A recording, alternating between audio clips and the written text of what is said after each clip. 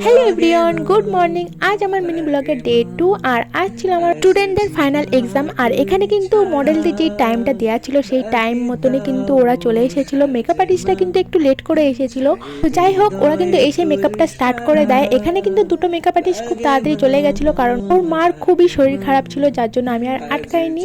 বাড়ি থেকে বারবার ফোন আসছিল। ওরা কিন্তু এক্সামটা দিতে এসেছিলো, কারণ ফাইনাল ডেটটা পড়ে গেছিলো, যার জন্য ডেটটা আর ক্যান্সেল করা হয়নি। আর এক্সামটা দিতে এসেছি, এটাই অনেক। তো ফাইনাল শ্যুটের তোমাদের ক্লিপ আমি অবশ্যই দেখাবো। এখানে চলছিল শ্যুট, আমি বেশি একটা ক্লিপ নিতে পারিনি। এখানে তন্ময়কে যেই টাইমটা দেওয়া ছিল সেই টাইম মতনই কিন্তু চলে এসেছিল। আর আমাদের কিন্তু তখনও মেকআপ আর্টিস্টরা কাজ করছিল। তো যাই হোক, ওদের কাজটা কমপ্লিট হওয়ার পরে এখানে শ্যুট শুরু হয়ে যায়। শ্যুট শুরু করে দেওয়ার পরে এখানে আমি সবাইকে দেখিয়ে দিই। এখানে কিন্তু আমার অনেক স্টুডেন্ট ছিল, বাদবাকি আরও ছিল। তো এখানে আমরা অনেক মজা করেছিলাম লাস্ট শ্যুটের দিন। আর শ্যুটটা কমপ্লিট হতে হতে কিন্তু অনেকটা রাত হয়ে যায়। তো যাই হোক, তোমাদের ফাইনাল লুকটা দেখাবো, ওদের কাজগুলি কেমন লেগেছে তোমাদেরকে সবাই জানিও। তো এখানে চলছিল রিল শ্যুট।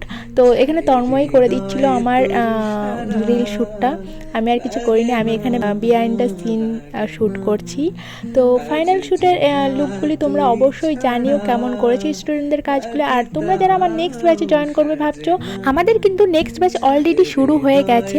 তোমরা যারা চাইছো অ্যাডমিশন নেবে এই ব্যাচে, অবশ্যই অ্যাডমিশন নিতে পারো। আমি কিন্তু অ্যাডমিশন এখনও নিচ্ছি, তো ঝটপট বুক করতে পারো। Booking number 9647833123। আর এটা ছিল ফাইনাল লুক।